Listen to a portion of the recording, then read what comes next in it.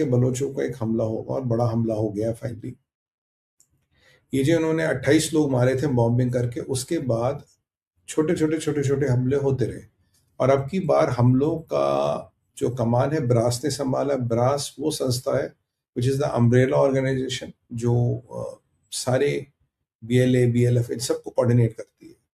तो ब्रास ने कहा कि हमारे हमले जारी रहेंगे और हमारा हमलों का ऑब्जेक्टिव है पाकिस्तान को बलूचिस्तान से निकालना। अब बेसिकली हुआ क्या है कि ब्रास का जो हमला था ये नौशकी डिस्ट्रिक्ट में आज हुआ है और उन्होंने एक पाकिस्तान आर्मी के पोस्ट पे हमला कर दिया। और हमले में तभी जब हमला हुआ तो करीब 7 लोग तो ऑन द स्पॉट मर गए और करीब 16-17 लोग जख्मी हैं, जिनमें से काफियों की हालत गंभीर बताई जाती है। इनके जो मरने वालों की संख्या वो संभवतः बढ़ेगी।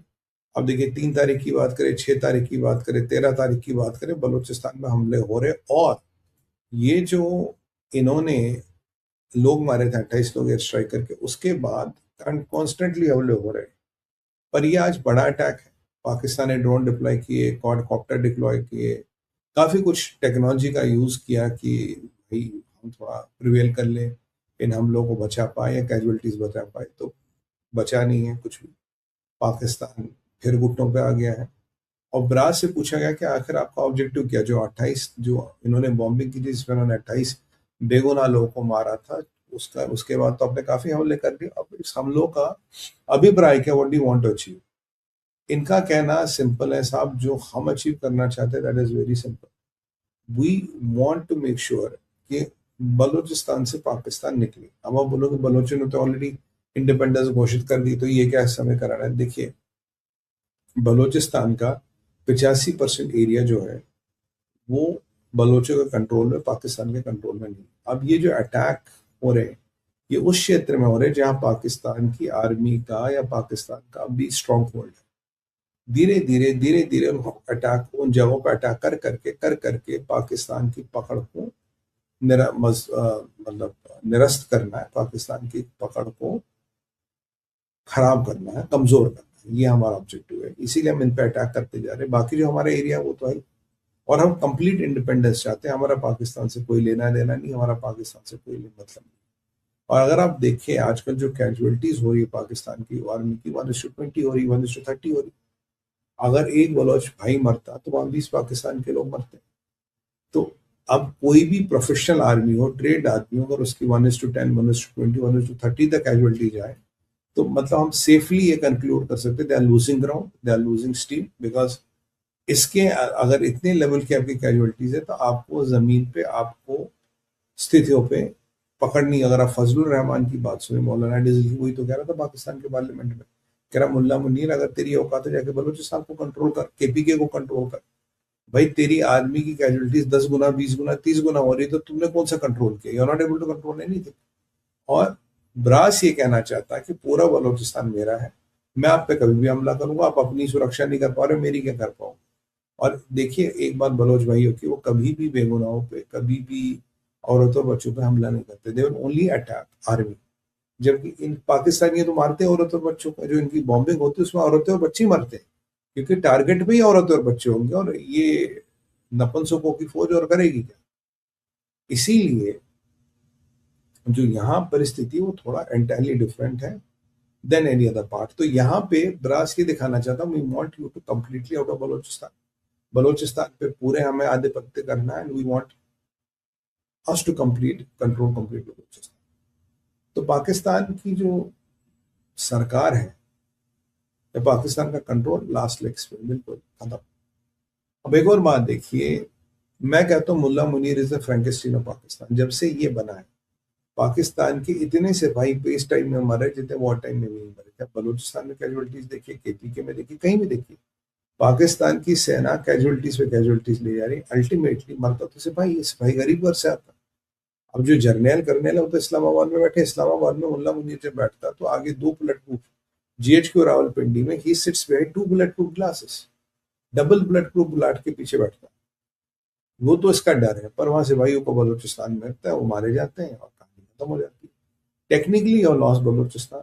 अब बस आप उसको पकड़े हुए, आप उसको जबरदस्ती झगड़े हो, आपके हाथ में बलूचिस्तान है नहीं। ये वास्तविकता है। तो ये नौशुकीक में जो अटैक है, ये ब्रास ये दिखाना चाहता हूँ, we can attack at will and will only attack Pakistan की फौज, सिविलियंस को अटैक नहीं करते, और पाकिस्तान की फौज अपने आप को डिफेंड नहीं कर पाती।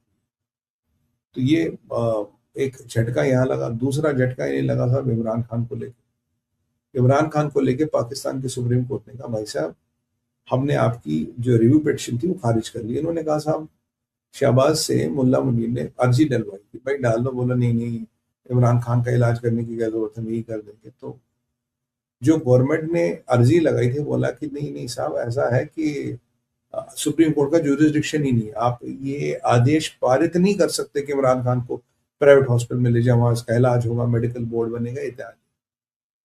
उस अर्जी को सुप्रीम कोर्ट ने बिल्कुल खारिज कर दिया और टेक्निकल ग्राउंड्स कह रहा है हमारे पास ज्यूरिसडिक्शन है, और ये यहाँ जो पाकिस्तान का कॉन्स्टिट्यूशन है उसके अनुसार, पाकिस्तानी के जुडिशियल सिस्टम के अनुसार हमारे पास ज्यूरिसडिक्शन है। जो आप तर्क लेके आए हो कि आपका ज्यूरिसडिक्शन नहीं इसलिए आप ये ड्रॉप करो, सर वो तर्क is useless and you have to forget it. We are going to order you to take out Imran Khan. क्या इमरान खान को भी निकाला गया? नहीं निकाला गया। इमरान खान की हालत क्या, कुछ कोई नहीं पता, हालत खराब है। तो वहां सुप्रीम कोर्ट से भी जूते पड़े हैं, आप जानते हो सुप्रीम कोर्ट से भी जूते पड़े, और यहाँ बलूचिस्तान में आप देख ही रहे हो क्या है। और बलूचिस्तान में हालत बहुत खराब है, इनके हाथ से गया। वहां सुप्रीम कोर्ट भी अपनी बार थोड़ा ताकत दिखा रहा। मुल्ला मुनीर को लगा मैं थोड़ी ताकत दिखाऊंगा, सुप्रीम कोर्ट डर जाएगा। सुप्रीम कोर्ट डरा नहीं, वहां भी ताकत दिखाई। और पीओजे के में आपको बात बताएं, जैक वाले कह रहे हैं कि भाई हम आपकी गोलियों से नहीं डरते, आपको जितनी गोलियां चलानी है चलाओ, आपकी गोलियां खत्म हो जाएगी, हमारे लोग खत्म नहीं होंगे। पीओजेके में प्रोटेस्ट बढ़ रहे हैं। पीओजेके में जो आज बवाल हुआ एक ही अलग लेवल का हुआ, और पीओजेके प्रोटेस्ट पूरी दुनिया में धीरे धीरे धीरे धीरे फैल रहे। अब देखिए इलेक्शन भी हो गया, रेंजर भी भेज दिए, आपने सब कुछ करके देख लिया, पर पीओजेके थमने का नाम नहीं ले रहा। और पीओजेके की सूरत हाल से आपको डर लग रहा है, क्योंकि फजल रहमान ने एक बात कही तो पता की थी, बोला अगर यही मॉडल हर जगह रेप्लिकेट होगा तो तुम्हारा हो गया क्या बेटा, तुम तो खत्म। अब ठीक है होगा नहीं होगा यार वो तो अलग बात है, बट आज के डेट में they are in a very very difficult situation with POJK, क्योंकि पीओजेके इनसे अब कंट्रोल नहीं हो रहा, बलूचिस्तान इनसे कंट्रोल नहीं हो रहा। और मैं आपको बताऊँ खैबर भी वक्त की बात है, खैबर भी इरप्ट करेगा, और सिंध में तो जो होना वो होगा ही। और अल्टीमेटली पाकिस्तान का इमरान खान वाला fiasco might ignite your Punjab also and Khyber both. Pakistan में अगर इमरान खान को कुछ हो गया, आपका खैबर और आपका ये व्हाट पंजाब बेल्ट बहुत कैन बी इरप्टेड।